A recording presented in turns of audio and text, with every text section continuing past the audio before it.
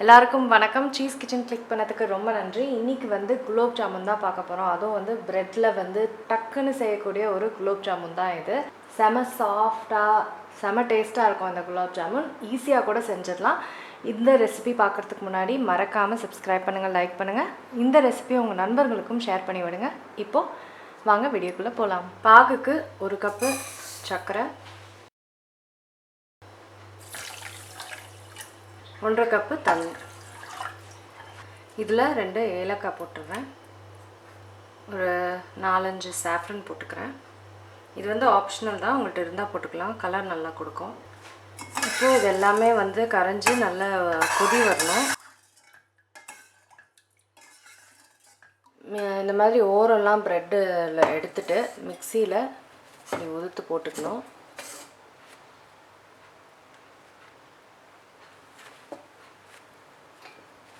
சும்மா லேசாக ஊற்றுத்தா போதும். இப்போ இதை வந்து அரைச்சிக்கணும். அரைச்சிட்டு நான் காமிக்கிறேன். பாருங்கள் எப்படி உதிரி உதிரியாக வந்துருச்சுன்னு. இதை இப்போ ஒரு பவுலில் போட்டுக்கிறேன்.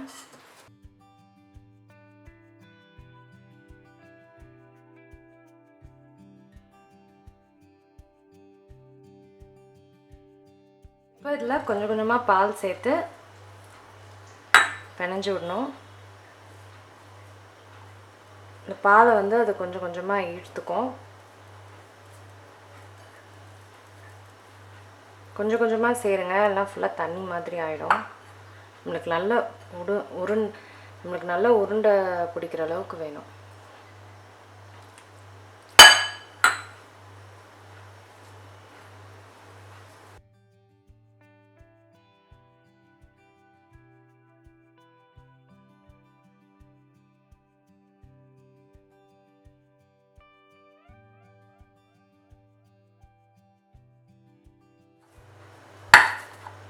பாருங்கள், நல்லா பிணைஞ்சாச்சு. இந்த மாதிரி வரணும்.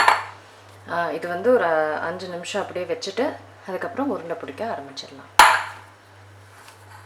5 நிமிஷம் ஆயிடுச்சு. இன்னொரு தடவை பிணைஞ்சிக்கிட்டேன். இப்போது உருண்டை எடுத்துக்கிட்டு நல்லா அழுத்தி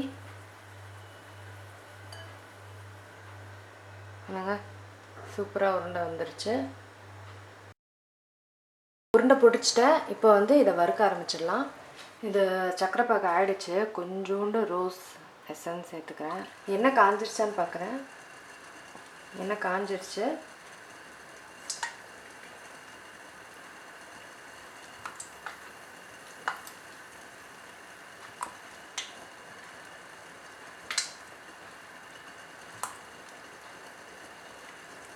நல்லா ப்ரௌன் ஆகணும். எல்லா இடத்துலையும் நல்லா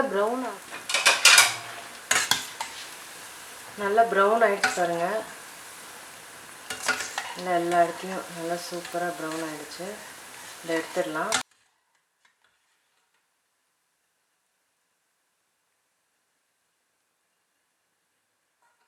நல்லா சூப்பராக ப்ரௌன் ஆகிடுச்சு பாருங்கள். இப்போது சக்கரை பாகில் இந்த வறுத்த ப்ரெட் பால்ஸை போட்டுடலாம். இப்போது அதை வந்து நல்லா ஊறணும். ஒரு 15-20 மினிட்ஸாவது ஊற விட்டுருங்க. நல்லா ஊறிட்டப்புறம் ப்ரெட் குலோப் ஜாமுன் ரெடி. எவ்வளோ சிம்பிள் பாருங்கள், டக்குன்னு முடிஞ்சிடுச்சு. ப்ரெட் குலோப் ஜாமுன் முடிஞ்சிடுச்சு.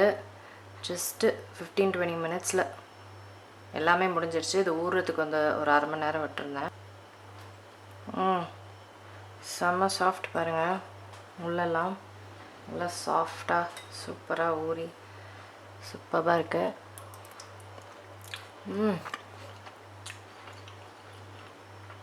ஐயோ சான்ஸே இல்லை.